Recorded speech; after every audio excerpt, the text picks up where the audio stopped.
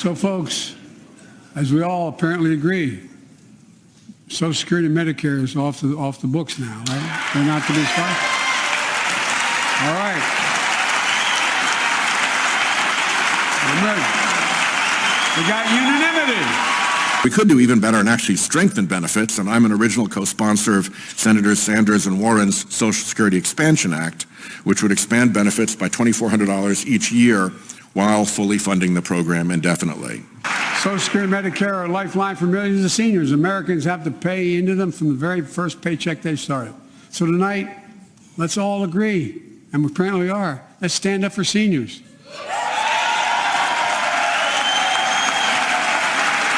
What's going on, guys? Welcome back to the channel. Welcome back to another one. Got a big update from Social Security. Social Security COLA expected to rise in 2024. And this came out less than 24 hours ago from the Wall Street Journal. And I'm gonna share some details with you guys about that one. We're also gonna be talking about $2,400 increases for Social Security recipients across the board, whether you receive regular Social Security, SSI, SSDI, VA veterans benefits. We're gonna cover all of that in today's video. We're gonna discuss the Social Security 2100 attempts to protect and expand. And I don't know if you guys have known about this. The Webster has reintroduced legislation to eliminate Social Security double tax, which, if this goes through, in addition to the $2,400 Social Security increases for all Social Security recipients, this would also increase how much you get to keep. Because unfortunately, the federal government takes taxes out of your Social Security payments. And if you guys like content like this regarding Social Security and you want to keep up to date with the latest on the Social Security updates, the $2,400 Social Security updates, as well as anything else related to Social Security benefits, fixed retirement benefits, SSI, SSDI, VA, you name it, make sure to drop a like for this video and subscribe to the channel. So yeah, Social Security proposal for $2,400 extra in checks expanded and reintroduced to Congress. I'm going to share the updates with you guys, as well as the recent notes from the Congressional Budget Office after the Senate congressional hearing, which took place. I'm going to share all the updates and details with you guys on that one. But first, I want to share with you guys a quick excerpt from that hearing.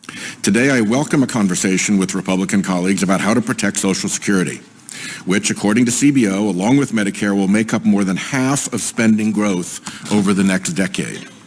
With Social Security and Medicare accounting for so much future spending growth, you cannot have a serious conversation about our nation's fiscal situation if you only focus on non-defense discretionary spending, which represents less than 15% of total federal spending.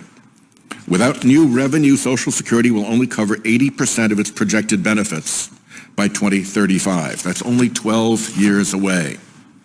This hearing will therefore examine how to close that revenue gap to preserve the promise of Social Security for our kids and grandkids, working adults, and current retirees who will still be alive in 2035. Our promise to them is one we must not break.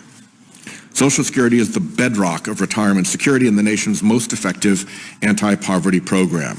It's a lifeline for millions of seniors, their children, and people with disabilities. In February of this year, that lifeline reached 20% of the entire U.S. population. Almost every senior in this country will receive payments from Social Security, benefits they have earned that let them retire in dignity. One of my constituents, Robert of Pawtucket, said, "I rely on my Social Security as my only source of income. I'd find it impossible to continue to live independently if Social Security were changed, reduced, or eliminated. Social Security benefits were a contract between the federal government and its citizens."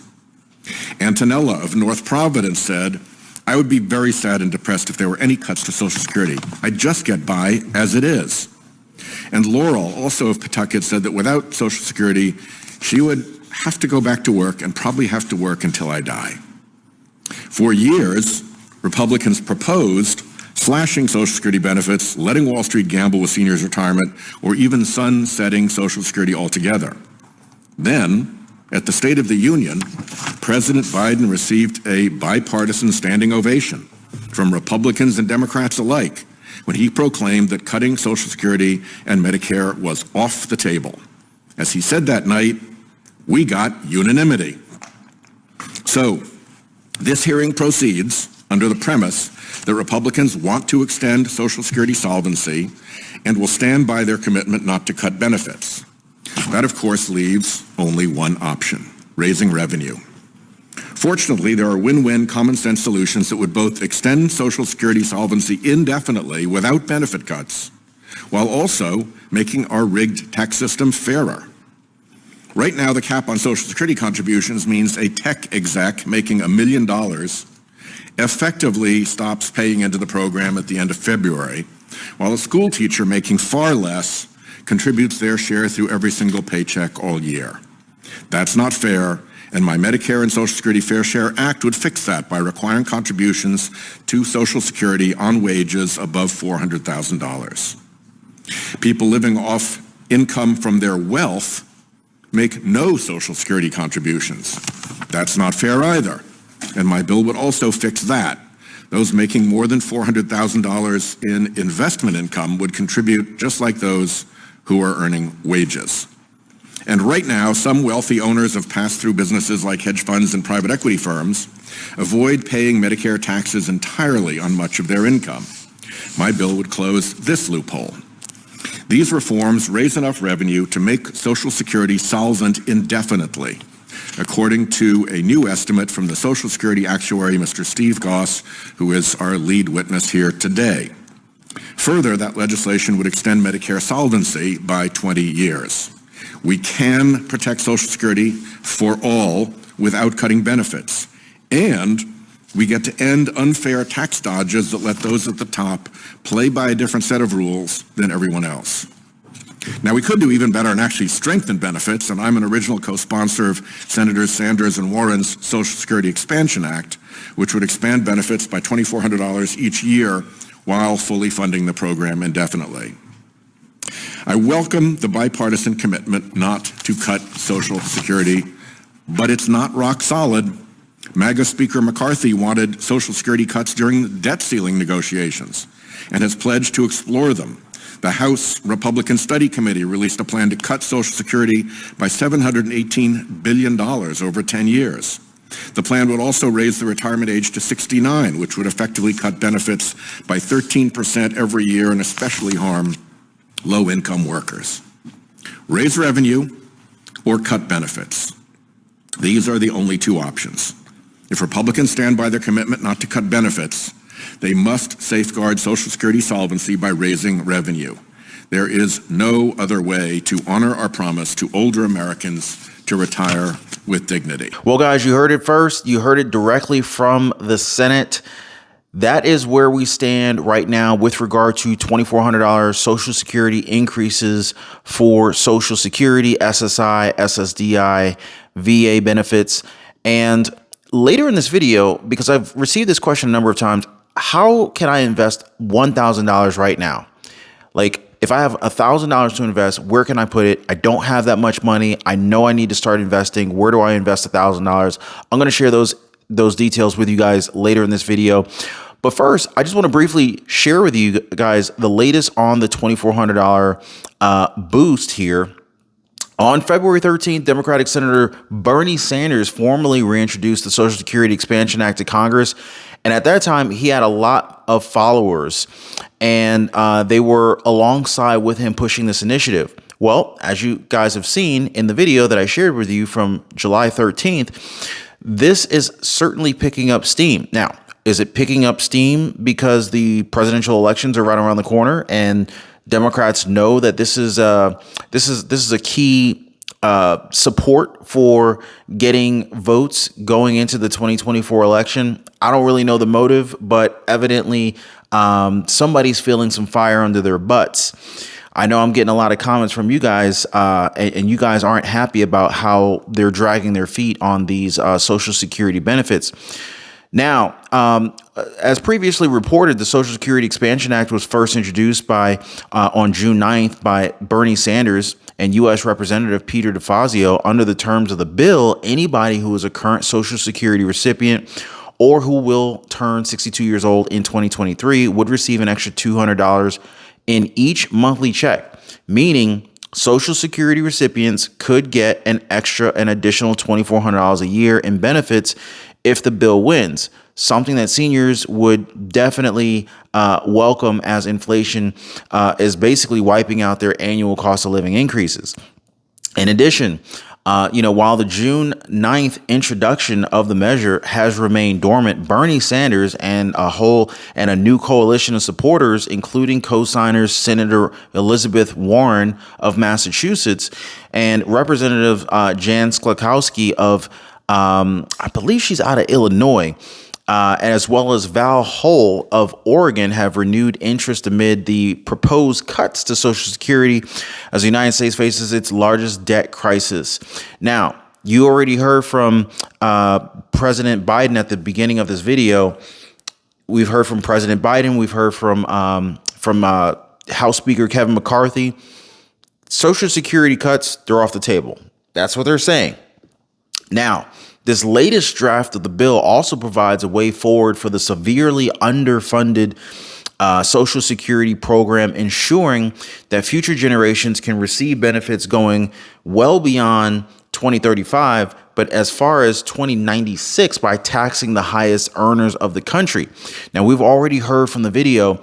In the video excerpt from the Senate hearing, they talked about how the tax system is rigged. How many of you guys agree that the tax system is rigged?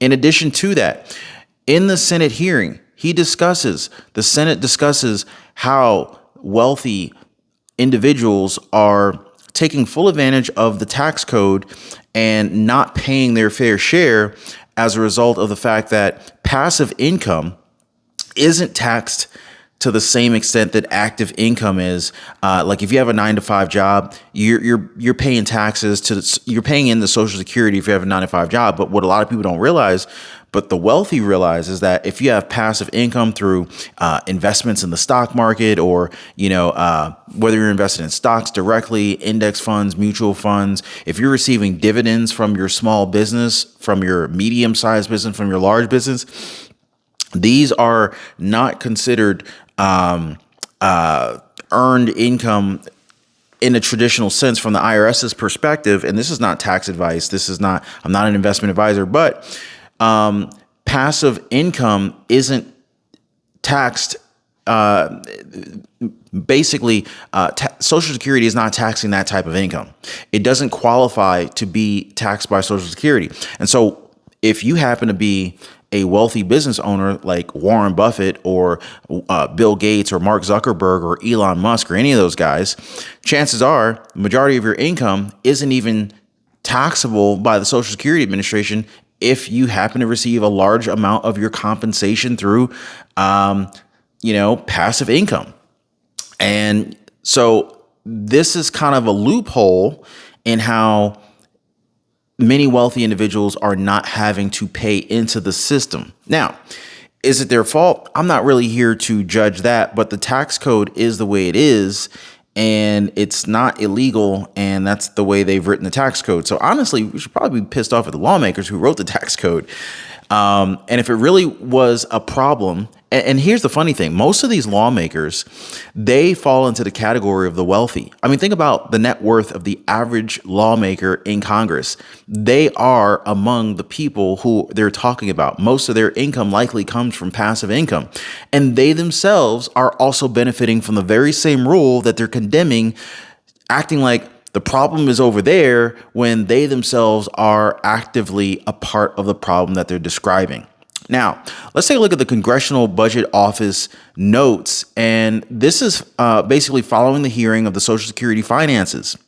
And there's a number of key pieces of information in here that I want to share with you guys. Senator Whitehouse's question about the economic effects of a new tax on higher income people and increases in Social Security benefits for retirees. And so they pose a question: if Congress were to enact a Social Security tax on the incomes of very wealthy people, we just talked about this, for whom each additional dollar of income is more likely to be saved than spent to fund Social Security benefits for all retirees, who are more likely to spend than save, what would the effect of the economy? What would the effect on the economy be from accounting for the distribution of the revenue of Social Security beneficiaries. And so the answer is, in a recent report, the CBO estimated the economic and budgetary effects of limiting Social Security benefits to what is payable from dedicated funding sources following the projected exhaustion of the combined old age, survivors, and disability insurance. This trust funds in fiscal year 2033. Under the payable benefit scenario, the required reduction in total annual Social Security benefits after the trust fund's balances reach zero amounts to 25% in 2034, and it increases to 28% in 2053, relative to the amount of the CBO's long-term budget projections. Now, this is huge, guys. This is huge, and I hope you guys are paying attention. Now, we could talk about how Social Security affects the federal budget and the deficit, but more importantly, I want to talk to you guys about what Senator Wyden's questions were about the fundamentals of trust fund accounting. And so the question is posed: how do the Social Security trust funds reserve appear on the federal balance sheet? Answer: the balances of the OASI and the DI trust funds represent assets for the individual OASI and DI programs, but liabilities for the rest of the federal government. Those amounts are included in the Treasury's reported total for debt that is subject to the statutory limit on federal borrowing. That limit is often referred to as the debt ceiling. So this is big news, guys. Now, another key piece of information that I want to share with you guys is that Westminster reintroduced legislation to eliminate Social Security double tax. So Florida Congressman Daniel Webster, he joined Representative Thomas Massey of Kentucky in co-introducing H.R. 3206, the Senior Citizens Tax Elimination Act. This bill assists middle-class seniors by eliminating the unjust double tax on Social Security benefits. How many of you guys feel that the fact that you paid into the system through your paychecks, that was a tax, and then when you finally get your Social Security benefits, you're being taxed again? How many of you feel that this double tax is unfair? Quote, for decades, seniors have paid into Social Security with their tax dollars. Now, when many seniors are on a fixed income and struggling financially, they're being double taxed because of income taxes on their Social Security benefits. This comes according to Representative Webster, but I totally agree with this. And this is wrong. And I am pleased to once again co-introduce the legislation to repeal this tax. And so this new legislation is going after the removal of this Social Security double tax problem. And as promised, I told you guys that I would share with you guys some information on how I would invest $1,000 right now, wherever you happen to be on your financial journey. And, if you have $1,000 and, you're trying to figure out what to do with it, it would be a significant amount of money to splurge on all at once. But the question is, should you spend it or should you invest it? Now, the truth is $1,000 is a great place to start investing, and you can really make a difference with your financial health. Now, everybody's going to be starting off financially in a different spot, and I totally get it. But, there's several ways you can invest $1,000, and let's go over some of those options. And maybe you can think about your own situation and figure out, okay, well, maybe this is a good place for me to put it, or maybe no, maybe that's not a good place, but over here might be better off for me. Some investments might offer greater returns on investment, but they may also come with higher amounts of risk. And of course, your financial safety net allows, if your financial safety net allows for this risk, then maybe that risk is worth the reward. You gotta think about that for yourself. Now, the first thing I would always make sure I have before I do anything is to make sure I have an emergency fund. Last thing you want to do is be in a situation where some unexpected, car problem pops up and now you have to either get a signature loan or a personal loan or put that repair on a credit card and end up paying 20% interest. That would be absolutely counterproductive for wealth building by having high interest credit card debt. So, an emergency fund is a great way to start off being fiscally and financially responsible. And so when you're facing these unexpected issues like job loss, medical expenses, a surprise house repair or car repair. By the way, if you own a home, make sure your home is protected. Get your free home warranty quote. There is a link in the description down below this video. That these emergency funds can help to keep you from straining your budget and going into debt or going further into debt. So there's that. Now, the next thing I want to talk to you guys about is paying down debt. If you already have $1,000 saved up for an emergency fund, if you have credit card debt, I would consider paying it off. That should be a priority, especially in a very high interest rate environment. Federal Reserve is constantly raising interest rates. And in fact, the Federal Reserve has raised interest rates more aggressively in the past 18 months than they have in the last roughly 40 years. So let's just say you got $1,000 balance on your credit card with a 20% APR and you're only making the minimum payment of $25 a month, then the balance is going to take you like 67 months just to pay off the $1,000 debt. And you're going to end up losing $661 of those payments to the credit card companies in the form of interest. Or you could just pay off the whole balance with your $1,000 and not have to worry about any interest charges at all. So, now if you owe considerably more than $1,000, and you may have to reevaluate that strategy because, if you owe like $20,000 in credit cards and $1,000 is not going to really put a big dent in your debt reduction, but it could certainly reduce some of the amount of interest you would pay. But you could also consider opening up a new credit card and taking advantage of maybe a 0% balance transfer offer that many new credit cards offer. That's an option. And of course, you could also call your current credit card company and say, hey, I'm struggling to pay this. Can you, reduce my interest rate? Sometimes they will. And it could be a phone call worth making. So the next thing you could look at is you could consider investing and putting that money into a retirement plan. Now, another aspect of your financial life that you definitely want to consider is, how are your retirement funds looking, right? So if your employer, if your job, if your 9-to-5 offers a 401k plan, you might be missing out on some free money by not taking advantage of it. And that's beyond the amount of money you could earn from the investment you have in the 401k. So for example, if your employer offers 401k matching, many employers offer dollar for dollar. And if they do, and usually it's up to a certain amount, maybe 6% of your income. If they do offer that, that's a guaranteed rate of return of 100%. So I can't really think of a scenario where I would want to miss out on that.